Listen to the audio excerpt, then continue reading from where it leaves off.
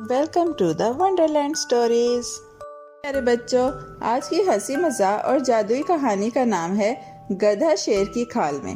ایک چمکتی ہوئی سبز جنگل میں، جہاں پتے سرسراہٹ کرتے اور پرندے چہچہا رہے تھے، ایک دوست اور تھوڑی سی بیوقوف گدھا رہتا تھا جس کا نام دودو تھا۔ ایک روشن صبح دودو ایک نئی راہ پر سیر کرتے ہوئے ایک عجیب چیز کو گھاس میں پڑا دیکھتا ہے، اور یوں اس کی تجسس بھری مہم کا آغاز ہوتا ہے۔ واہ!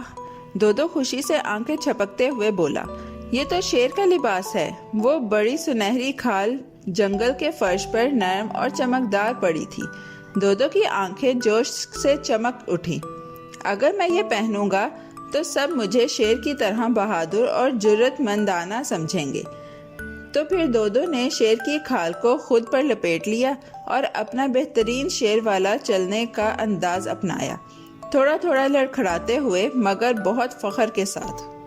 دودو جنگل کے بیچوں بیچ چمک کر چلنے لگا۔ جب وہ جھاڑیوں سے گزرتا، خرگوش اس کی طرف سے دوڑ کر نکلتے، طوطے پھڑ پھڑاتے ہوئے اڑ جاتے، اور یہاں تک کہ ہرن بھی اس کو دیکھ کر دوڑ پڑتے۔ یہ شیر ہے، وہ خوف سے سرگوشیاں کرتے۔ دودو کو ایسا لگا جیسے وہ 10 فٹ بلند ہو گیا ہو۔ ہاں، اس نے ہنستے ہوئے سرگوشی کی، سب مجھے دھوکہ سمجھ رہے ہیں، میں اب جنگل کا بادشاہ ہوں۔ کہ چالاک لومڑی، جو ہمیشہ ہر چالاکی کا پتہ لگاتی تھی، دودو کو شیر کا لباس پہنے دیکھ کر ایک نظر ڈال کر تیز تیز دوڑ گئی۔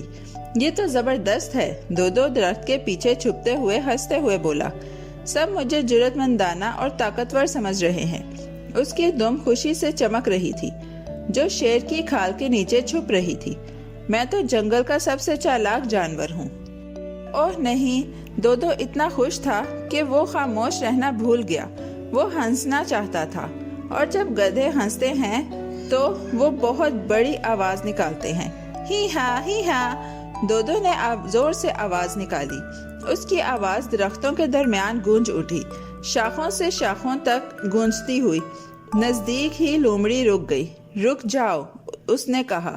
اس کے کان چمک اٹھے۔ شیر کا دھاڑ نہیں ہے، اس نے تجسس سے کہا، یہ تو گدھے کی آواز ہے۔ لومڑی آہستہ آہستہ درخت کے پیچھے سے نکلی اور ایک نظر ڈالی، اور واقعی دودو شیر کی کھال میں چھپ کر رقص کر رہا تھا جیسے وہ کوئی بادشاہ ہو۔ لومڑی نے اپنا منہ ہاتھ سے ڈھانپ لیا اور آہستہ سے ہنسی۔ کتنی بیوقوف بات ہے، غریب دودو! اسی دوران دودو خوشی سے گھومتے ہوئے بولا، سب کو دھوکہ دیا۔ وہ دائرے میں رقص کرتا ہوا بولا، کسی کو نہیں پتا کہ میں دراصل صرف میں ہوں۔ لیکن اچانک لومڑی نے صاف میدان میں آ کر آہستہ سے کہا، اوہ شیر بھائی، کیا آپ ہمیں پھر سے کوئی زبردست دھاڑ سنا سکتے ہیں؟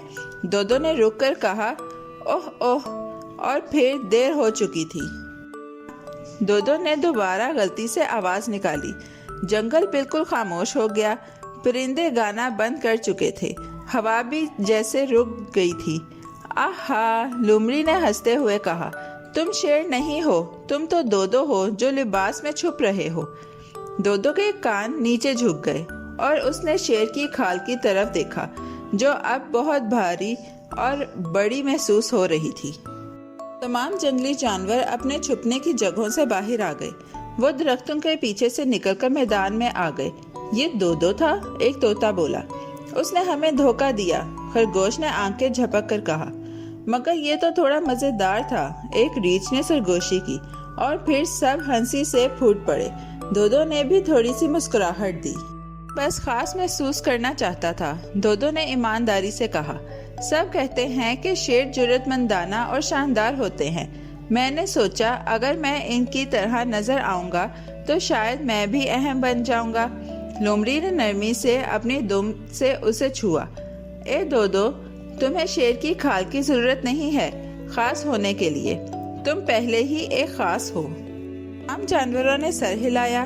ہم تمہیں جیسا بھی ہو پسند کرتے ہیں، ہرن نے کہا، چاہے تم لباس میں ہو یا بغیر لباس کے، گلہری نے کہا۔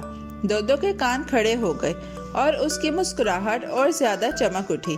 اس نے شیر کی کھال سے باہر قدم نکالا اور خوشی سے ایک آواز نکالی، صرف اس لیے نہیں کہ وہ بنا رہا تھا، بلکہ اس لیے کہ وہ آخرکار اپنے آپ پر فخر محسوس کر رہا تھا۔ اس دن کے بعد دودو کو دوبارہ کسی لباس کی ضرورت نہیں تھی۔ وہ رقص کرتا، کھیلتا اور بلند آواز میں ہنستا، اور تمام جانور اسے اس کی اصل شخصیت کے لیے پسند کرتے تھے۔ اور یاد رکھو پیارے بچوں، اپنے آپ کو ہونا سب سے جرأت مندانہ کام ہے جو تم کر سکتے ہو۔ محبت بھرے دل اور سچی مسکراہٹیں جنگل اور دنیا کو روشن بناتی ہیں۔ پیارے بچوں، کیسی لگی آپ کو یہ کہانی؟ ایسی ہی مزیدار کہانیاں سننے کے لیے ہمارے چینل کو لائک، سبسکرائب اور شیئر کرنا مت بھولیے گا۔ Bye bye.